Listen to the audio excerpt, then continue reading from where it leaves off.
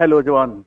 Question की ओर आते हैं। देखें यहाँ पर स्वतंत्रता, समान नियमों तथा समान अवसरों के प्रारंभिक विचारों को फ्रांसीसी सामाजिक बदलाव में प्रस्तुत करने वाले व्यक्तियों का सही समूह है। और इसका सही आंसर हो जाता है, क्या हो जाता है? John Locke, Jean Jacques Rousseau. और इसका सही आंसर क्या हो जाता है? ए। हम देखते हैं कि अब है कि स्वतंत्रता, समान नियमों तथा समान अवसरों के प्रारंभिक विचारों को फ्रांसीसी सामाजिक बदलाव में प्रस्तुत करने वाले व्यक्तियों का सही समूह है। और सही समूह हो जाता है John Locke, John Jacques Rousseau. जहां तक फ्रांसीसी बात करते हैं तो फ्रांसीसी समाज को 3 भागों में बांटा गया था, जिसे हम स्टेट के नाम जानते हैं। प्रथम स्टेट में पादरी वर्ग आते हैं, द्वितीय स्टेट में कुलीन वर्ग आते हैं, और तृतीय स्टेट में कुलीन एवं पादरी एवं कुलीन को छोड़कर शेष जनता। जहां तक फ्रांसीसी क्रांति का सवाल है तो फ्रांसीसी क्रांति का समय है, माना जाता है 14 जुलाई 1789 ईस्वी। जिस समय फ्रांसीसी क्रांति हुई थी उस समय फ्रांस की धरती पर बुर्बो राजवंश का शासन था। उस समय बुर्बो राजवंश का शासक लुई 16वां था। लुई 16वां को 1 ही जनवरी 1793 ईस्वी को गिलोटिन पर चढ़ाया गया था। फ्रांसीसी क्रांति समय नारा दिया गया था, स्वतंत्रता, समानता एवं बंधुत्व का। कोई क्रांति तब सफल होती है जब समाज का शिक्षित, पढ़ा लिखा मध्यम वर्ग उसका साथ देता है।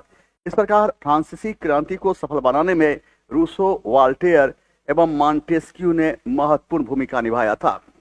हम देखते हैं कि फ्रांसीसी समाज को, देखो यहाँ पर फ्रांसीसी समाज को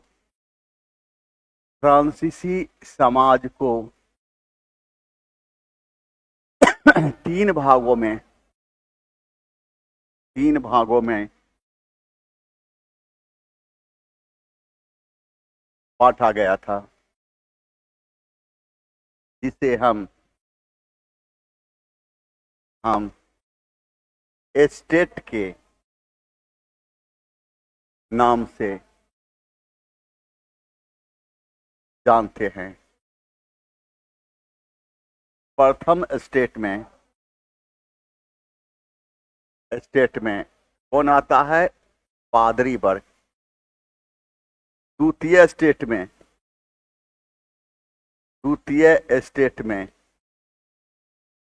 कौन आता है? कुलीन वर्ग। तृतीय स्टेट में कौन आता है? तृतीय स्टेट में कुलीन एवं पादरी को छोड़कर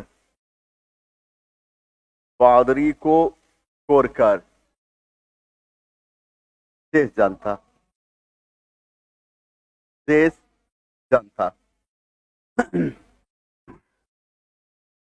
अब देखें पर फ्रांसीसी क्रांति का समय माना जाता है 14 जुलाई 1789 ईस्वी, जिसमें फ्रांसीसी क्रांति हुई थी। जिस समय फ्रांसीसी क्रांति हुई थी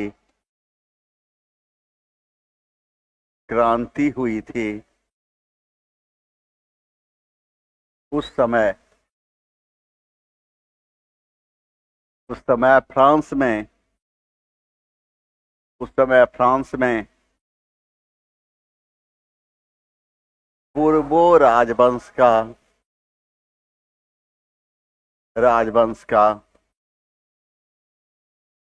शासन था। उस समय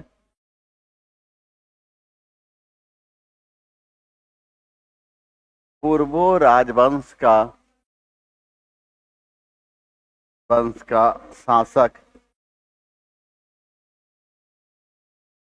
लुई सोलामा था। लुई सोलामा था। लुई सोलामा को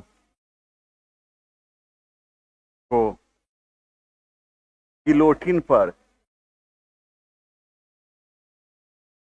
21 जनवरी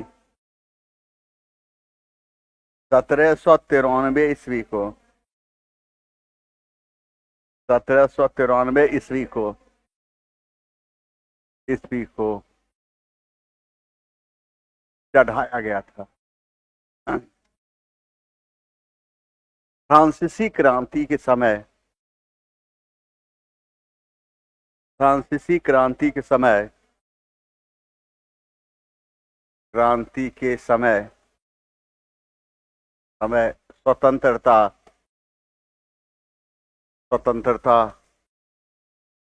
समानता एवं बंधुत्व का नारा दिया गया था।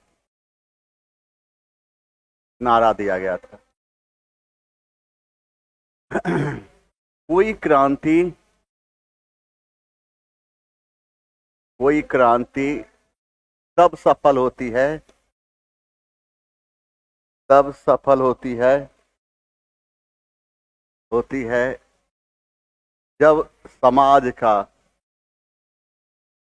समाज का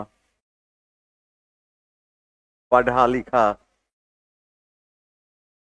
मध्यम वर्ग उसका साथ देता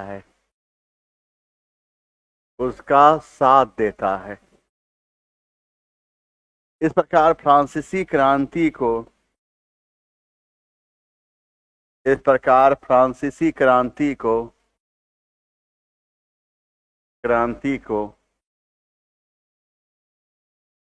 सफल बनाने में रूसो, वॉल्टेयर एवं मॉन्टेस्क्यू ने महत्वपूर्ण भूमिका निभाया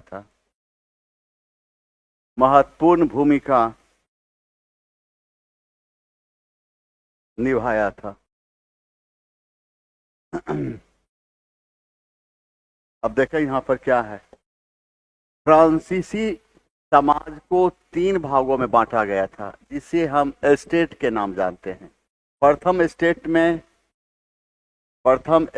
में कौन आते थे? पादरी वर्ग। द्वितीय एस्टेट में कौन आते थे? कुलीन वर्ग। तृतीय एस्टेट में कुलीन एवं पादरी को छोड़कर शेष जनता।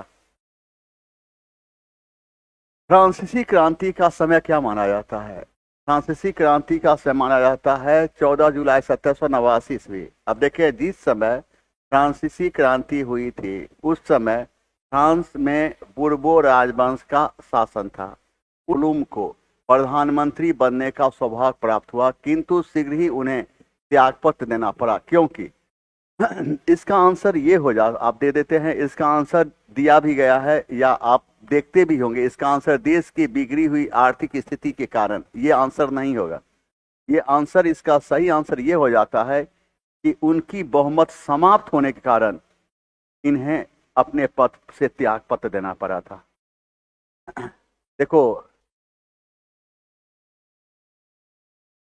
क्या चाहिए। हाँ हाँ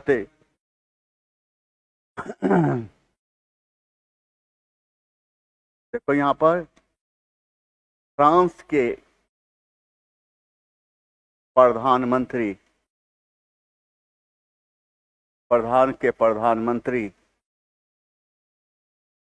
बुलूम को अपना त्यागपत्र बहुमत समाप्त होने के कारण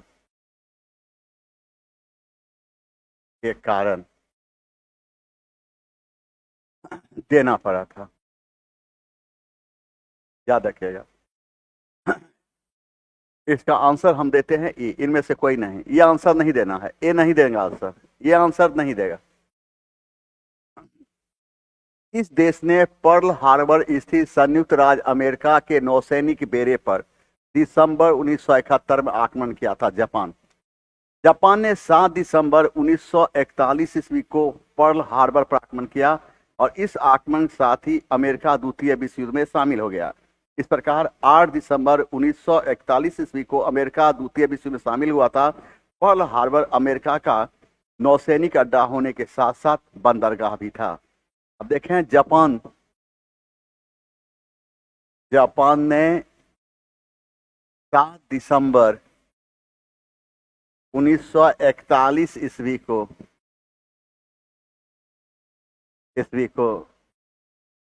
अमेरिका के पर्ल हार्बर पर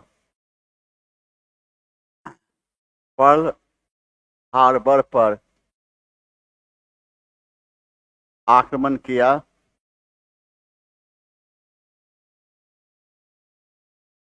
जिसके कारण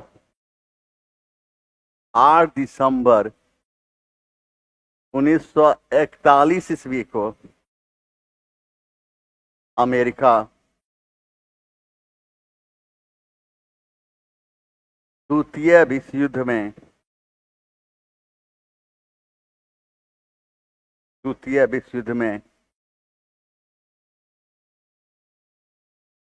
शामिल हुआ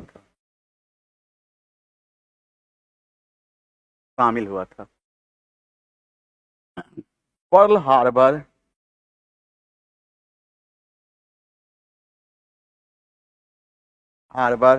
अमेरिका के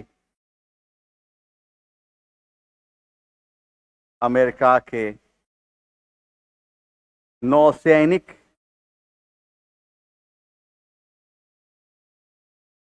अड्डा होने के साथ साथ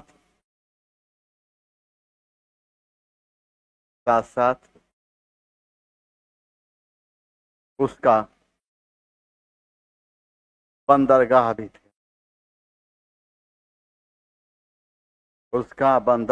था। रूस की बात करते हैं तो हम देखते हैं रूस के शासक को क्या कहा जाता था।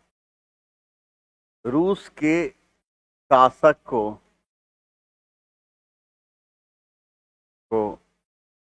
जार कहा जाता था। और याद रखना है, पुनर्जागरण का प्रारंभ कहाँ हुआ था? पुनर्जागरण का प्रारंभ इटली के फ्लोरेंस नगर से हुआ था। से हुआ था। जापान को पहले क्या कहा जाता था? जापान को पहले निप्पन कहा जाता था जापानी भाषा में। इसका अर्थ होता है उगते हुए सूरज का देश। अब यहां पर देखिए क्या है। जापान ने 7 दिसंबर 1941 ईस्वी को अमेरिका के पर्ल हार्बर पर आक्रमण किया, जिसके कारण 8 दिसंबर 1941 ईस्वी को अमेरिका द्वितीय विश्व युद्ध में शामिल हुआ था। पर्ल हार्बर अमेरिका के नौसैनिक अड्डा होने के साथ साथ उसका बंदरगाह भी था। जापान को पहले क्या कहा जाता? निप्पन कहा जाता था। इसका अर्थ होता है उगते हुए सूरज का देश। पुनर्जागरण का प्रारंभ कहाँ से थे? इटली के फ्लोरेंस नगर से हुआ था। रूस है तो रूस के शासक को क्या कहा है? रूस के शासक को जार कहा जाता था। अब देखिए यहाँ पर क्या है। यूरोप में 1848 की क्रांतियां मुख्यतः निम्न मार्गों से प्रेरित थी और राजनीतिक सुधार और लोकतंत्र से। सही आंसर सी होगा। जापान में 1941 में किसने आक्रामक सरकार का नेतृत्व किया और सत्ता प्राप्त की? और इसका सही आंसर क्या हो जाता है? जनरल हिदेकी तोजो। जापान की जब हम बात करते हैं, जापान मित्र राष्ट्र का सदस्य था, लेकिन द्वितीय विश्व युद्ध के समय यह धुरी राष्ट्र का साथ दिया था। जापान को द्वितीय विश्व युद्ध के समय शीत आतंक के नाम से जाना जाता था। अमेरिका ने 6 अगस्त 1945 ईस्वी को जापान के हिरोशिमा पर लिटिल बॉय नामक एटम बम गिराया, तो 9 अगस्त 1945 ईस्वी को जापान के नागासाकी पर फैट मैन नामक एटम बम गिराया था। अब देखें यहाँ पर जापान जापान जो मित्र राष्ट्र का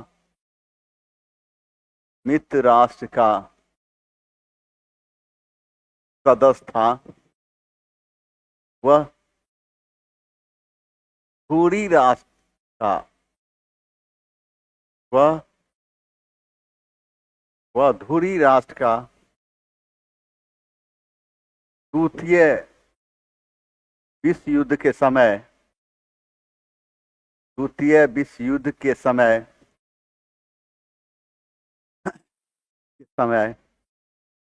साथ दिया था।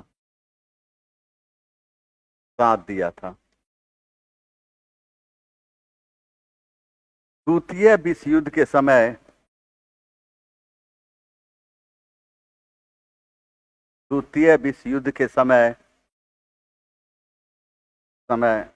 जापान को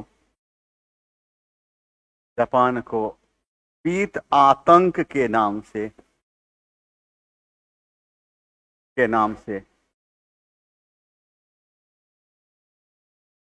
पुकारा गया। द्वितीय विश्व युद्ध के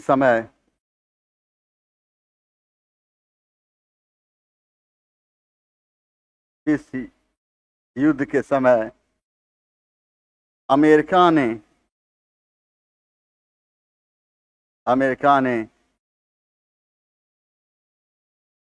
जापान के हिरोशिमा पर लिटिल बॉय नामक एटम बम गिराया था। तो वहीं 9 अगस्त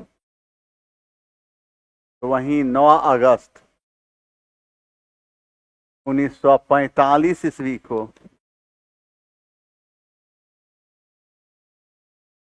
को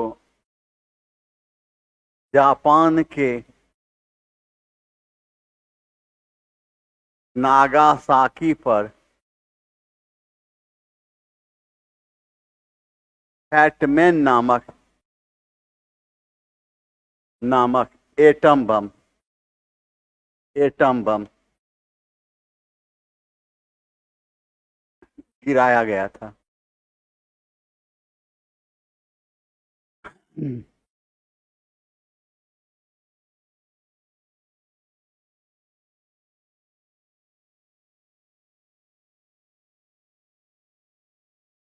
जापान मैसेज काफी दूरी पर है, हम ठीक से मैसेज पढ़ भी नहीं पा रहे हैं, क्या बोलें। देखो, जापान की जब हम बात कर रहे हैं, जापान जो मित्र राष्ट्र का सदस्य था, वह धुरी राष्ट्र का द्वितीय विश्व युद्ध के समय साथ दिया था। द्वितीय विश्व युद्ध के समय जापान को शीत आतंक के नाम से पुकारा गया। द्वितीय विश्व युद्ध के समय अमेरिका ने जापान के हिरोशिमा पर लिटिल बॉय नामक एटम बम गिराया था। तो वहीं 9 अगस्त 1945 ईस्वी को जापान के नागासाकी पर फैटमैन नामक एटम बम गिराया था। यहां पर देखिए क्या है, 1733 में फ्लाइंग शटल मशीन का आविष्कार किसने किया था? और किसने किया था? तो जॉन के। और इस आविष्कार कब हुआ था? 1733 ईस्वी में, 1733। और देखिए, जेम्स हरग्रीव्स ने किसका स्पिनिंग जेनी मशीन का आविष्कार किया। कब किया था? तो 1764 ईस्वी में। और एडमंड कार्टराइट ने किसका आविष्कार किया था? पावर लूम का आविष्कार किया था। और पावर लूम का आविष्कार की जब हम बात करते हैं, कब किया था? 1785 ईस्वी में। इस आविष्कार ने इंग्लैंड की धरती पर सूती वस्त्र के उत्पादन में वृद्धि कर दी, और जिससे औद्योगिक क्रांति का बल मिला। इस प्रकार औद्योगिक क्रांति की शुरुआत इंग्लैंड की धरती से हुई। औद्योगिक क्रांति को हम शहरी क्रांति के नाम जानते हैं। औद्योगिक क्रांति की शुरुआत इंग्लैंड की धरती से इसलिए हुई थी क्योंकि इंग्लैंड की धरती पर कच्चे माल एवं पूंजी की अधिकता थी। इंग्लैंड की धरती पर औद्योगिक क्रांति की शुरुआत सूती वस्त्र उद्योग से हुई। अब देखें, औद्योगिक क्रांति की शुरुआत औद्योगिक क्रांति की शुरुआत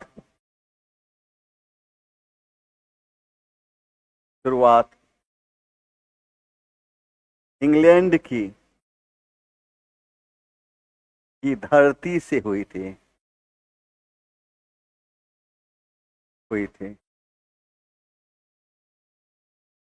औद्योगिक क्रांति की शुरुआत औद्योगिक क्रांति की शुरुआत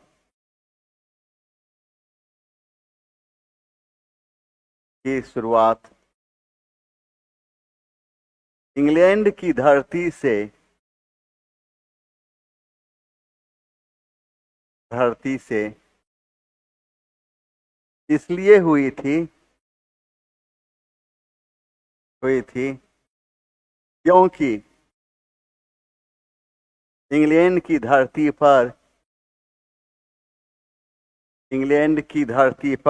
क्योंकि इंग्लैंड की धरती पर कच्चे माल एवं पूंजी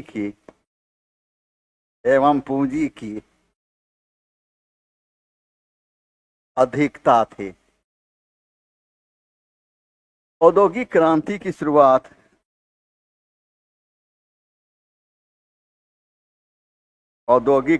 की शुरुआत इंग्लैंड की धरती से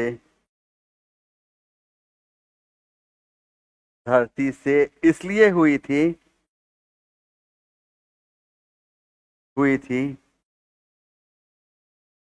क्योंकि इंग्लैंड की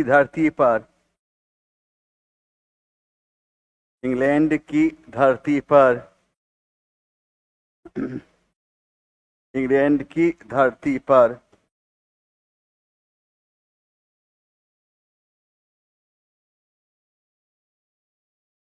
औद्योगिक क्रांति शुरुआत इंग्लैंड की धरती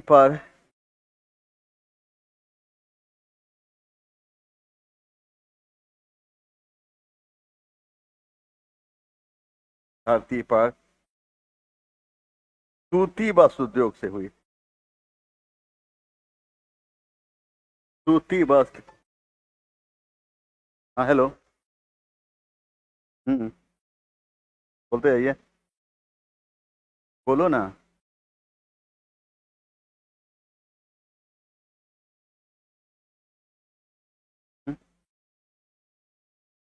बुद्ध का अभी क्लास में चला, बाद में बात करना ना, लाइव है। धरती से, इंग्लैंड की धरती से हुई थी। अब देखो, औद्योगिक क्रांति को हम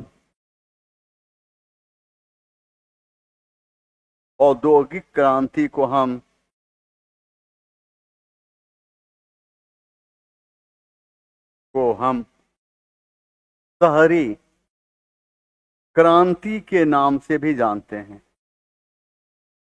शहरी क्रांति के नाम से भी जानते हैं। आइए यहां देखें, औद्योगिक क्रांति की शुरुआत कहां से? इंग्लैंड की धरती से हुई थी। औद्योगिक क्रांति की शुरुआत इंग्लैंड की धरती से इसलिए हुई थी क्योंकि इंग्लैंड की धरती पर कच्चे माल एवं पूंजी की अधिकता थी। औद्योगिक क्रांति की शुरुआत इंग्लैंड की धरती पर सूती वस्त्र उद्योग से हुई थी। औद्योगिक क्रांति को हम शहरी क्रांति के नाम से जानते हैं। यहां पर देखिए क्या है, औद्योगिक क्रांति के उत्थान में किस कारक ने सहायता की भूमिका निभाई थी? औद्योगिक क्रांति के उत्थान में किस कारक ने सहायक की भूमिका निभाई? कौन? कृषि क्रांति। सही है। पूंजी तथा नई प्रौद्योगिकी, तभी न होगा। सही है। व्यापार प्रतिबंधों की समाप्ति, जब व्यापार प्रतिबंध समाप्त हो गया तो ये सब महत्वपूर्ण भूमिका निभाई, इसलिए इसका आंसर क्या हो जाता है? डी, उपर्युक्त में से एक से अधिक। यहां देखें, और गिलगामेश महाकाव्य मूलतः किस पर लिखा गया है? तो 12 पट्टिका पर लिखा गया है। किस पर लिखा गया है? तो 12 पट्टिका पर लिखा गया है। मेसोपोटामिया के, देखो यहां पर मेसोपोटामिया, मेसोपोटामिया के उरुक शहर के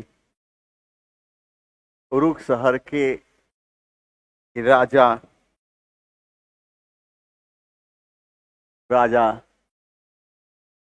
गिलगामेश के बारे में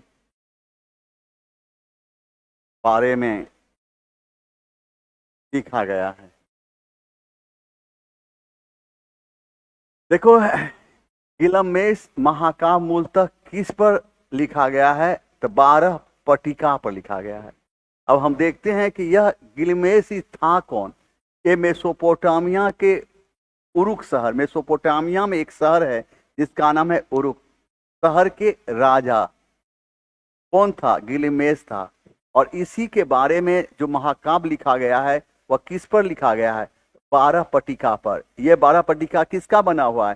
तो मिट्टी का बना हुआ है। आइए,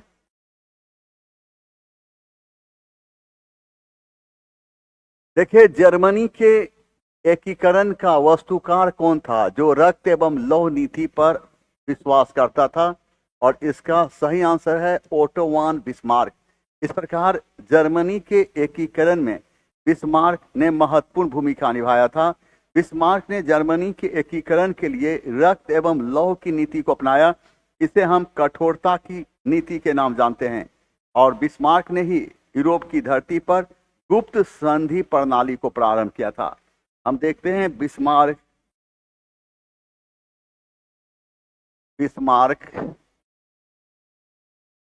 जर्मनी का रहने वाला था। इसने जर्मनी के एकीकरण के लिए जिस नीति का प्रतिपादन किया था उसे हम रक्त एवं लौह की नीति के नाम से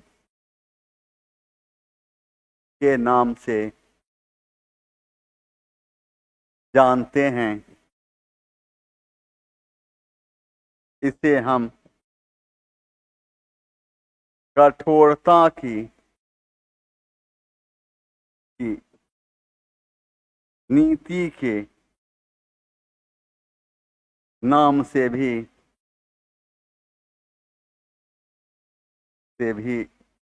जानते हैं।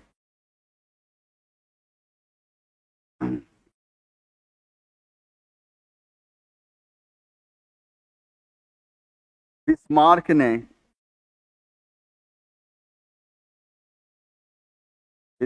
ने यूरोप की धरती पर गुप्त संधि प्रणाली को प्रारंभ किया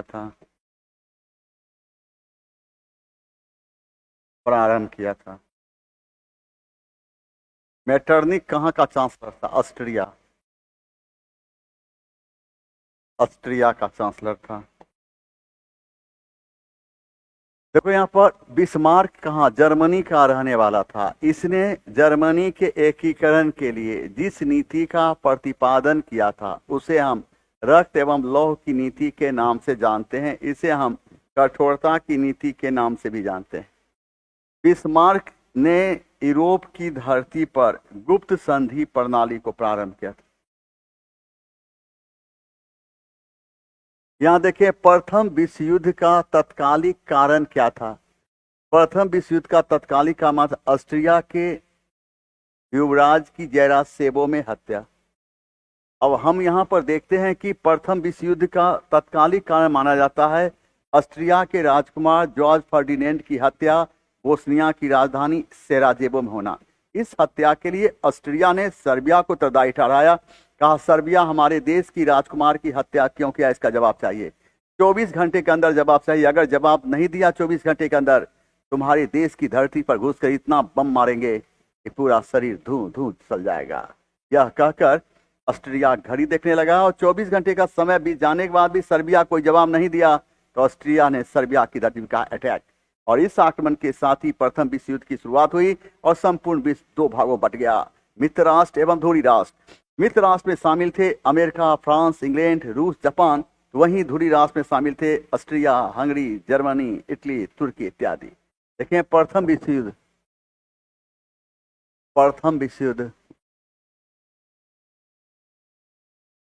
प्रथम विश्व युद्ध का प्रारंभ 28 जुलाई 1914 ईस्वी, समाप्ति 11 नवंबर 1918 ईस्वी। आइए यहाँ पर संपूर्ण विश्व दो भागों में बट गया। कौन कौन? तो मित्र राष्ट्र। मित्र राष्ट्र में कौन कौन थे? अमेरिका, फ्रांस, इंग्लैंड, रूस, जापान। तो धुरी राष्ट्र में कौन कौन देश शामिल थे? धुरी राष्ट्र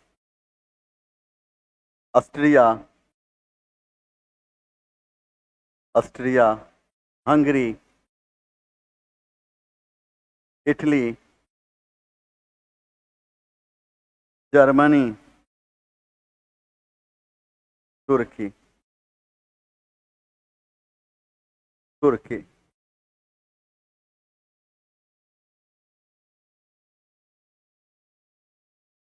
आइए आगे, इसको देखिए, अगर पसंद आए तो पक्का लीजिए। जैनियों का विश्वास है कि जैन मत 24 तीर्थंकरों की शिक्षाओं का परिणाम है। इस कथन के आलोक में निम्नलिखित में से कौन सा एक वर्धमान महावीर के विषय में सही है?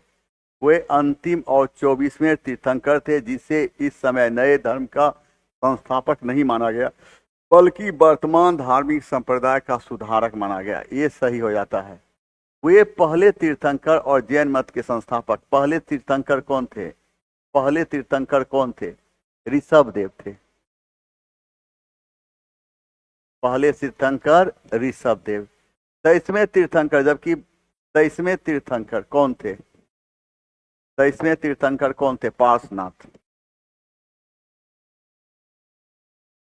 कौन थे? पार्श्वनाथ थे। भारत की कहते हैं, भारत में प्रथम बार महायान धर्म ने आदर्श पूजा का अभ्यास प्रारंभ किया। इन्होंने कब से अभ्यास प्रारंभ किया? तो प्रथम शताब्दी ईस्वी।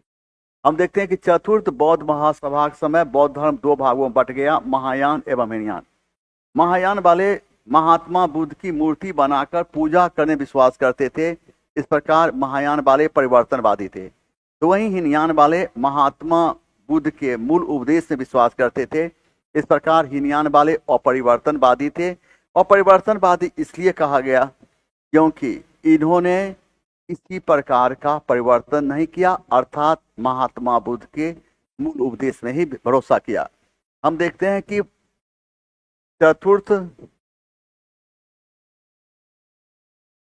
चतुर्थ बौद्ध महासभा के समय,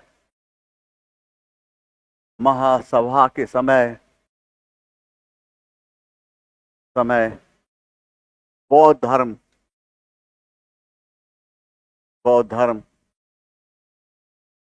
दो भागों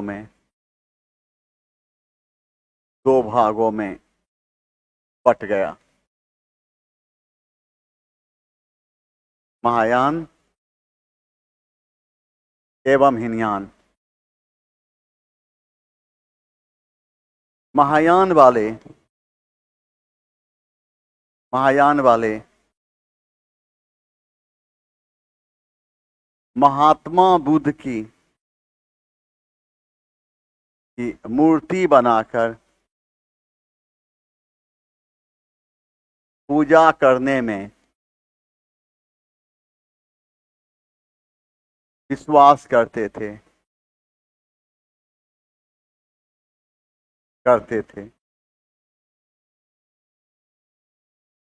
इस प्रकार महायान वाले परिवर्तनवादी थे।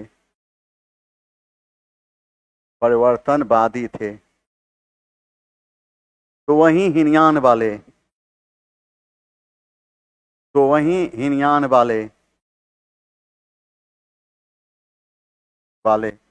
महात्मा बुद्ध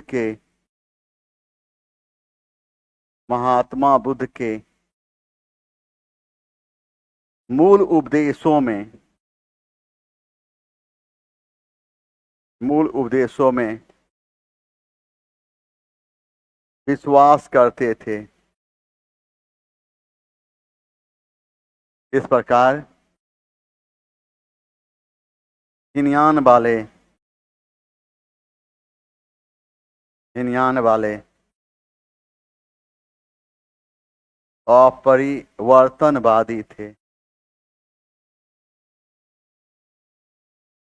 अपरिवर्तनवादी थे।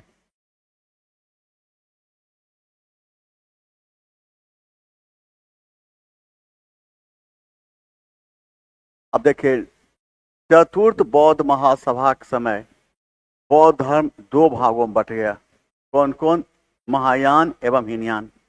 महायान वाले महात्मा बुद्ध की मूर्ति बनाकर पूजा करने विश्वास करते थे। इस प्रकार महायान वाले परिवर्तनवादी थे।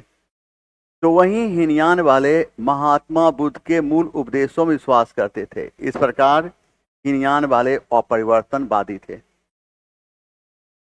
16 महाजनपदों में से दक्षिण भारत में गोदावरी नदी किनारे स्थित जनपद का नाम बताइए। कौन है? अस्मक। अस्मक जनपद की राजधानी कहाँ थी? पोटली। राजधानी कहाँ थी? पोटली। केदी महाजनपद की राजधानी कहाँ थी? शक्तिमती। मत्स्य महाजनपद की राजधानी कहाँ थी? विराटनगर। हम देखते हैं कि भारत में सिकंदर की सफलता निम्न कारणों से थी। उस समय भारत में कोई केंद्रीय सत्ता नहीं थी, सही है। उसकी फौज बेहतर थी, सही है। उसे देशद्रोही शासक से सहायता मिली, यह भी सही है। वह एक अच्छा प्रशासक था, यह गलत है। तो चयन करें सही उत्तर की बात कर। 1 2 3 1 2 3 किसमें? 1 2 3 सही आंसर बी। इनमें से किसने यह विलाप किया कि सोने और चांदी की ठोस ईंटें रोम साम्राज्य से भारत में बह रही है? और ये कहा था प्लिनी और द एल्डर। अब हम प्लिनी की बात करते हैं। तो रोम में भारत का क्या मांग था? तो रोम में भारत, देखिए यहाँ पर रोम में भारतीय मलमल का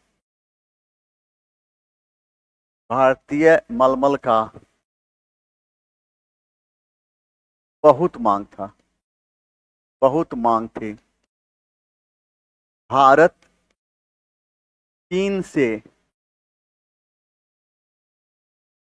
रेशम खरीदकर रोम को निर्यात करता था। इसके बदले में भारत को रोम से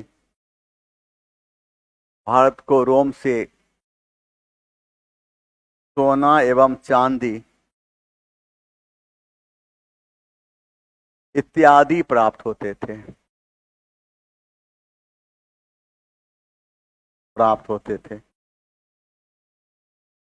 इसी का वर्णन प्लिनी ने किया है। इनमें से किसने यह विलाप किया, सोना और चांदी की ठोस ईंटें रोम साम्राज्य से भारत बढ़ रही है। कारण क्या था कि भारतीय जो मलमल था इसका रोम में बहुत ज्यादा मांग था, तो रोम लोग खरीदते थे। भारत क्या करता था, चीन से रेशम खरीद कर और रोम को बेचता था। इस बदले में रोम से भारत में सोना चांदी बृहद पैमाने पाता था। और यही दुख व्यक्त करते हुए प्लिनी ने कहा, अगर यह बात जारी रहा तो रोम से सोना चांदी समाप्त हो जाएगा। अब यहाँ पर पेरिप्लस ऑफ द इरिथियंसी, इस पुस्तक का लेखक कौन है इसका यह पता नहीं चलता। इस पुस्तक में अरिकामेडु जैसे स्थान का उल्लेख पैडॉक के नाम से हुआ। यह स्थान वर्तमान समय में पांडिचेरी में स्थित है। देखिए यहाँ पर पेरिप्लस ऑफ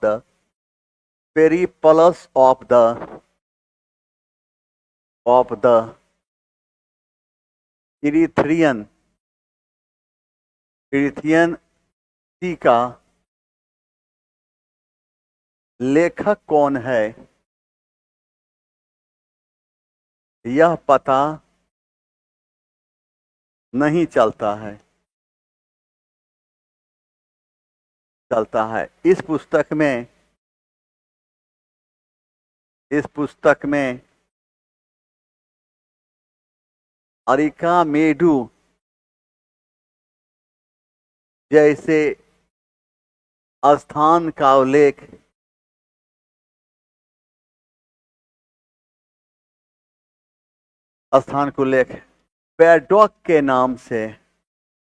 पैडॉक के नाम से हुआ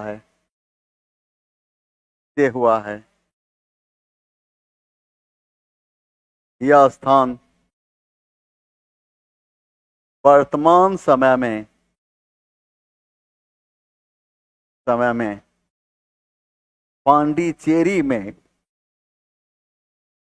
पांडिचेरी में स्थित है। यह स्ट्रेबो कहाँ का इतिहासकार था, यूनान का। कहाँ का इतिहासकार था, यूनान का। अब यहाँ पर देखिए क्या है, रोम में भारतीय मलमल का बहुत मांग थी। भारत चीन से रेशम खरीदकर रोम को निर्यात करता था। इसके बदले में भारत को रोम से सोना एवं चांदी इत्यादि प्राप्त होते थे। पेरिप्लस ऑफ द इरिथियन सी का लेखक कौन है यह पता नहीं चलता है। इस पुस्तक में अरिकामेडु जैसे स्थान का उल्लेख पैडॉक के नाम से हुआ है। यह स्थान वर्तमान समय में पांडिचेरी में स्थित है। यहाँ देखिए, निम्नलिखित कथनों में से कौन एक सही नहीं है। कला की गांधार शाखा के उद्भव का श्रेय भारतीय यूनान शासकों को था, परंतु उस शाखा के वास्तविक संरक्षक कुषाण विशेषतः कनिष्क थे। सघन नक्काशी और अलंकृत सजावट तथा जटिल प्रतीकात्मक गांधार मूर्ति कला की मुख्य विशेषता नहीं है, यह गलत है। यूनान रोम वास्तु शिल्पीय प्रभाव से बौद्ध स्तूप की संरचना को रूपांतरित किया, यह सही है। कौन नहीं है, इसका सही आंसर बी हो जाता है। हर्षवर्धन की आरंभिक राजधानी कहाँ थी, तो हर्ष की राजधानी थानेश्वर थी। हर्ष अपनी बहन को प्रशासनिक कार्यों में सहयोग देने के लिए अपनी राजधानी थानेश्वर से बदलकर कहाँ ले गया था, कन्नौज ले गया था, याद रखना। हर्ष अपनी बहन हर्ष की आरंभिक राजधानी थानेश्वर थी। हर्ष अपनी बहन को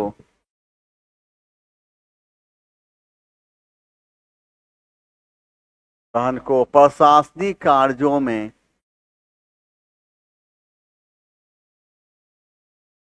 सहयोग देने के लिए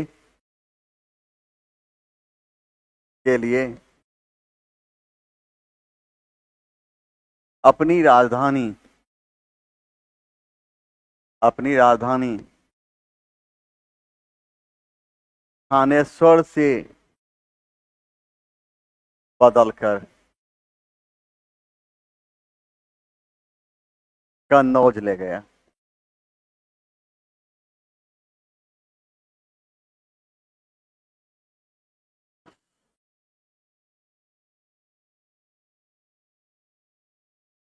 अमोघ वर्ष प्रथम एक प्रसिद्ध राजा किस किताब के लेखक था? 88। क्वेश्चन नंबर 23 से बताएं कौन किताब का लेखक ये था? और इसका लेखक कविराज मार्ग संग्रह। चौथा में दे दो कौन? रत्न मलिका। और 3 और 4, 3 4 किस में है? ये सी देगा। अमोघ वर्ष राजपूत राजवंश का शासक था। यह जैन धर्म को मानने वाला था। इसके गुरु का नाम जीनसेन था और जीनसेन ने आदि पुराण जैसी पुस्तक की रचना की। अमोघ वर्ष जैन धर्म को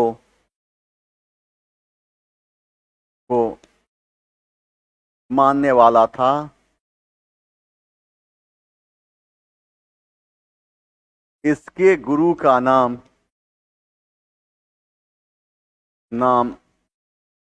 जीनसेन था। जीनसेन ने आदि पुराण जैसी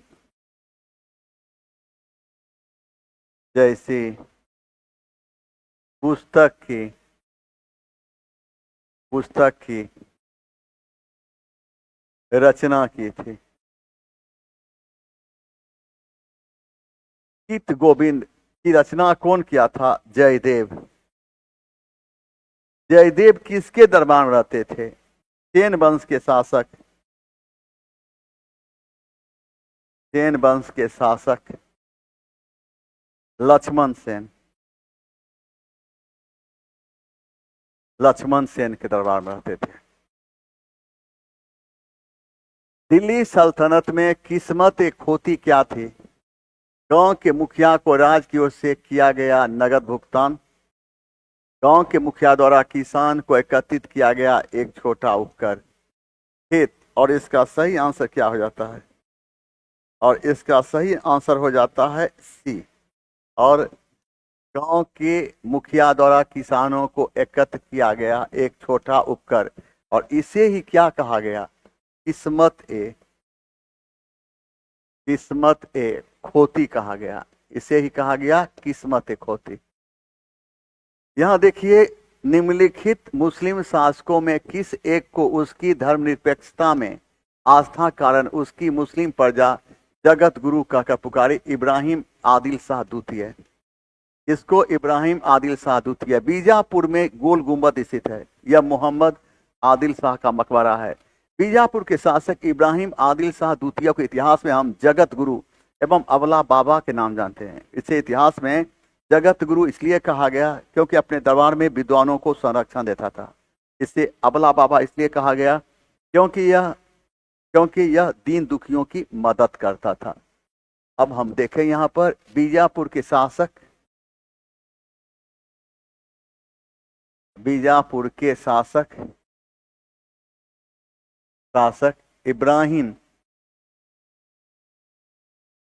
इब्राहिम आदिल शाह द्वितीय को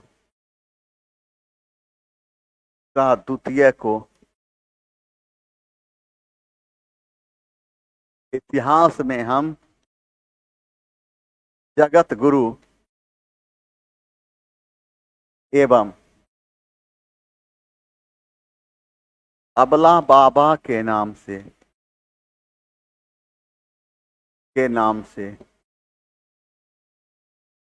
जानते हैं। बीजापुर में गोल गुंबद स्थित है। यह मोहम्मद आदिल शाह का मकबरा है। हुसैन शाह कहाँ का शासक था? बंगाल का। जैन उल आबदीन कहाँ का शासक था? कश्मीर का। जैन उल आबदीन ने अपने राज्य में गौ हत्या एवं जजिया कर पर रोक लगाया था।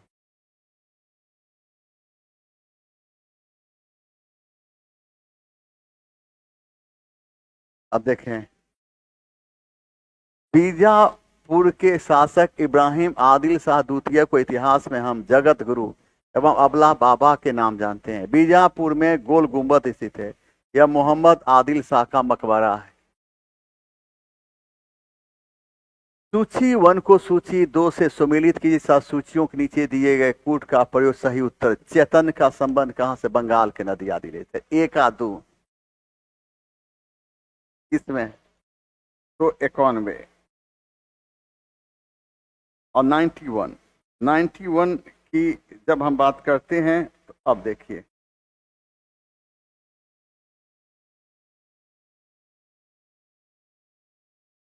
चेतन का संबंध बंगाल के नदिया जिले से है। शंकर देव का संबंध असम से। ज्ञान देव का संबंध कहां? महाराष्ट्र से। त्यागराज का संबंध तमिलनाडु से। इसलिए इसका आंसर सी होगा। देखिए, हेमू एक हिंदू जनरल जिसने अफगान सेना का मुगलों के विरुद्ध पानीपत की दूसरी लड़ाई में नेतृत्व किया, वह किस सूर राजा का जनरल था?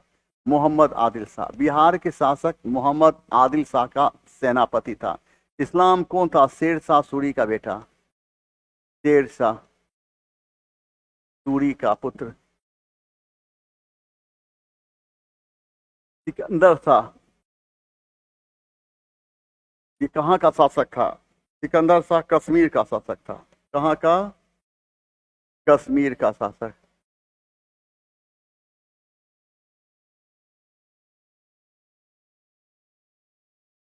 देखिए, निम्नलिखित में से कौन सा कारक मुगल साम्राज्य के पतन के लिए जिम्मेदार था? और मुगल साम्राज्य के पतन के लिए कौन सा जिम्मेदार था?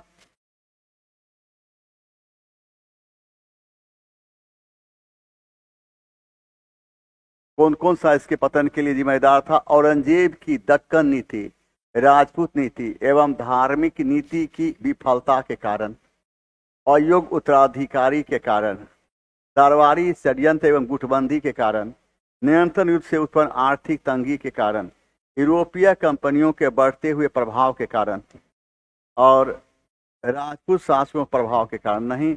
और 93 क्वेश्चन नंबर 93 देखो, इसलिए क्वेश्चन नंबर 93 का सही आंसर सी दीजिएगा।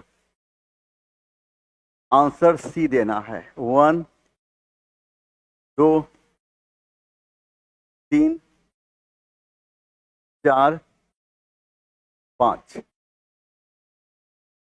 औरंगजेब ने दक्कन में निम्नलिखित में से किन 2 राज्यों को जीता था? तो किसको? तो गोलकुंडा, बीजापुर और गोलकुंडा को। और सही आंसर बी, बीजापुर को 1686 ईस्वी में जीतकर मुगल साम्राज्य में मिलाया गया। गोलकुंडा को 1687 ईस्वी में जीतकर मुगल राज्य में मिलाया गया। निम्नलिखित ब्रिटिश कंपनियों में से किसे भारत में व्यापार करने का पहला अधिकार पत्र प्राप्त? Leivand company. और कब? 1593 ईस्वी में। कब? तो 1593 ईस्वी में।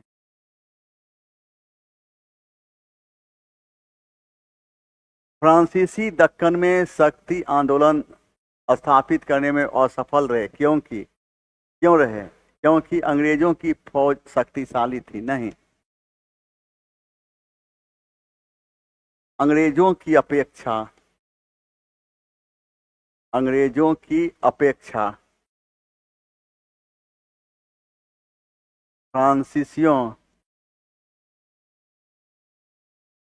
फ्रांसीसियों की नौसैनिक क्षमता कमजोर होना।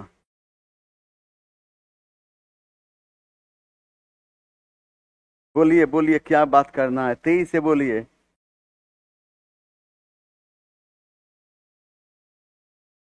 तेजी से बोलिए, क्या बात करना। देखिए, सबसे अधिक निर्णायक युद्ध जिसने अंग्रेजों के भारत में प्रभुत्व को स्थापित किया था, और वह था बक्सर का युद्ध। बक्सर का युद्ध कब हुआ था? 22 अक्टूबर 1764 ईस्वी। और इस युद्ध में अंग्रेजी सेना ने हेक्टर मुनरो के नेतृत्व में मीर कासिम, अवध के नवाब शुजा उदौला और मुगल बादशाह शाह आलम द्वितीय की सम्मिलित सेना को पराजित किया था। प्लासी की युद्ध 22 जून 23 जून 1757। इस युद्ध में अंग्रेजी सेना ने बंगाल के नवाब सिरादौला को पराजित किया था। और पलासी के युद्ध में सिरादौला के हार का मुक्का माना जाता है उसके सेनापति मीर जाफर की गद्दारी। पांडीवास का युद्ध 1760 ईस्वी में। इस ईस्वी में अंग्रेजों ने फ्रांसीसियों को पराजित किया। इस पराजय के साथ ही भारत से फ्रांसीसी शक्ति का सफाया हो गया।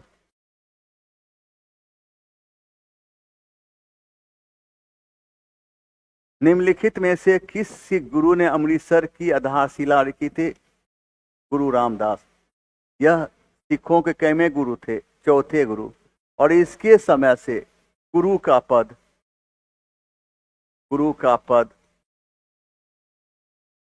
वंशानुगत हो गया। गुरु अमरदास सिखों के तीसरे गुरु। गुरु अर्जुन देव सिखों के 5वें गुरु थे। मौलवी अहमद उल्लाह के बारे में कौन से कथन सत्य है? 1857 के विद्रोह के ठीक पहले उसने फैजाबाद में अंग्रेजों के विरुद्ध एक छोटे विद्रोह का नेतृत्व किया। वह लखनऊ में विद्रोहियों का मुख्य नेता तथा लखनऊ के पतन के बाद उसे बरेली में विद्रोहियों का नेतृत्व किया। यह सही है। और 2 और 3 कौन है? ए होगा। मौलवी अहमदुल्लाह ने फैजाबाद में विद्रोह का नेतृत्व किया था। बरेली एवं फैजाबाद में। बरेली एवं फैजाबाद बाद में विद्रोह का मौलवी अहमदुल्लाह ने किया। अंग्रेज इसे अपना सबसे बड़ा दुश्मन मानते थे। निम्नलिखित में से क्या सत्य है? भारत पर अधिकार करने क्रम 1857 पहले अंग्रेज इसे एक राज मानते थे। भारत पर अपने अधिकार को अंग्रेज यहाँ के लोगों की भलाई के नाम पर सही ठहराया। और क्वेश्चन नंबर क्या है? भलाई के नाम पर यह क्या ठहराया था? तो सही ठहराया था। आप आइए, हम देखते हैं कि 1857 के बाद उन्होंने देसी राज्यों के महत्व को पहचाना। यह भी सही है। और इसका सही आंसर सी हो जाता है। 1, 2 और 4। 1, 2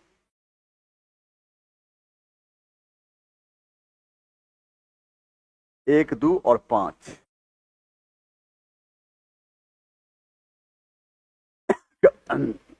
भारत पर अधिकार करने के क्रम में 1857 पहले अंग्रेजों ने इसे एक राज मानते। ठीक है। भारत पर अपने अधिकार को अंग्रेजों ने यहाँ के लोगों की भलाई के नाम पर सही ठहराया। 1857 के बाद भी भारत को एक राज ही मानते थे क्योंकि उन्हें फायदा था। गलत है। 1857 के बाद उन्होंने भारतीयों में फूट डालने की नीति का पालन कम उत्साह से किया। सही आंसर सी। देखिए, राजा राममोहन राय ने क्या किया? राजा राममोहन राय ने किया। अब देखो यहाँ पर क्या है कि सती के विरुद्ध जनमत जुटाना और अंग्रेजों द्वारा इसे समाप्त कराना। औरतों को उनके अधिकार जैसे वंशानुगत और संपत्ति के बारे में जागरूक करना, पुरुषों के अनेक विवाह पर रोक और विधवाओं की स्थिति में गिरावट पर रोक। 3। और इसका सही आंसर क्या हो जाता है? ए। नीचे संगठनों की एक सूची दी गई है। सूची के नीचे दिए गए कूट का प्रयोग करते हुए क्रांतिकारी गतिविधियों में लिप्त संगठनों का चयन करें। अभिनव भारत नामक क्रांतिकारी संगठन की स्थापना 1904 में महाराष्ट्र। और कौन किया था? वीर सावरकर। आइए, अनुशीलन समिति की स्थापना 1907 में कलकत्ता। कौन किया था? वरिंद्र कुमार घोष एवं भूपेंद्र नाथ दत्त। क्रांतिकारी गतिविधि पूछ रहा था। 1 और 2 किस में है? B answer.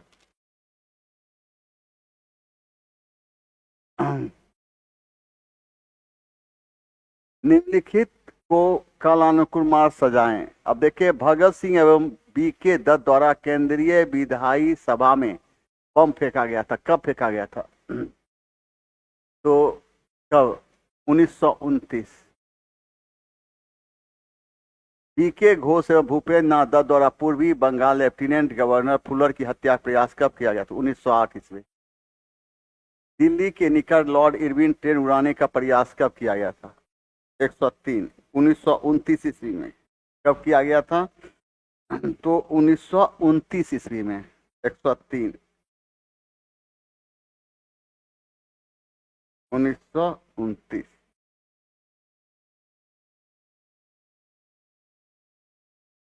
रास बिहारी बोस एवं सचिन सन्याल द्वारा लॉर्ड हरि हत्या का प्रयास 1912 ईस्वी।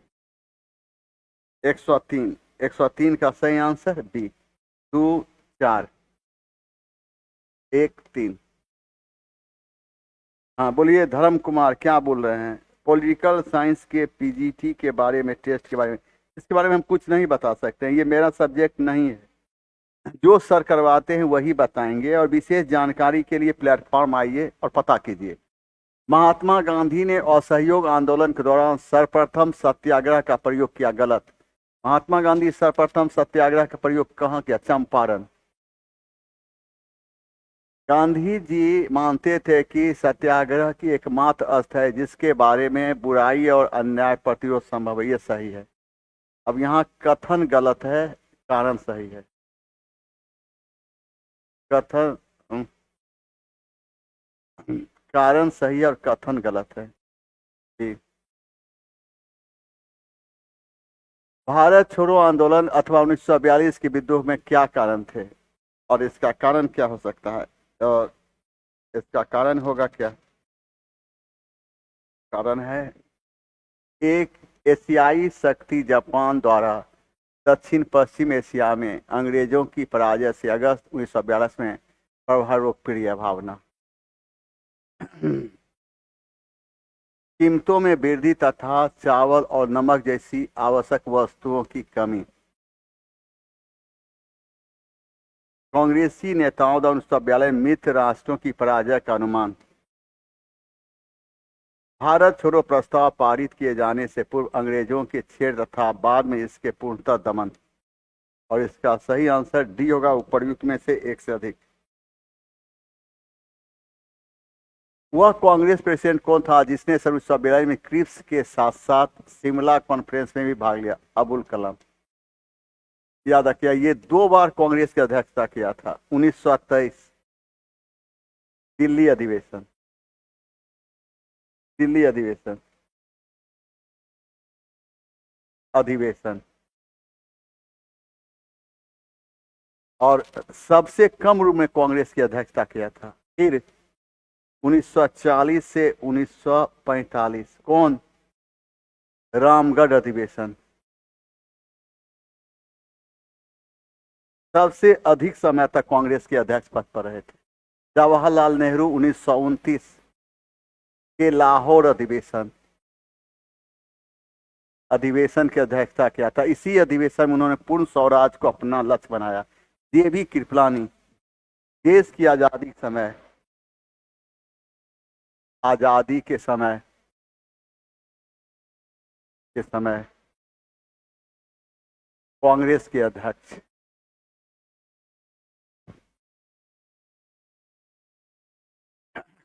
के अध्यक्ष थे।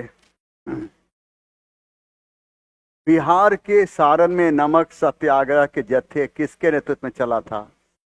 श्री गिरीश तिवारी, सी चंद्रिका सिंह और भरत मिश्र।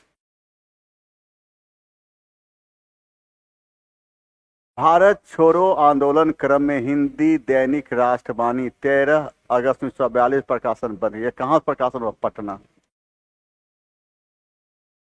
बिहार के किस आंदोलन में दूसरी जंग आजादी कहा गया संपूर्ण क्रांति, और कब हुआ था? तो 1974 ईस्वी में। कौन किया था? जयप्रकाश नारायण। किसके लिए? भ्रष्टाचार एवं बेरोजगारी के विरुद्ध।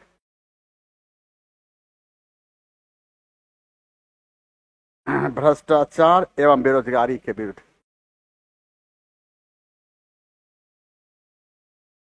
बिहार के प्रथम कांग्रेस राज्य मंत्रिमंडल में वित्त मंत्री कौन थे? अनुग्रह नारायण सिंह।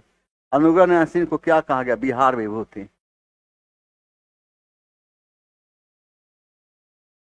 बिहार विभूति।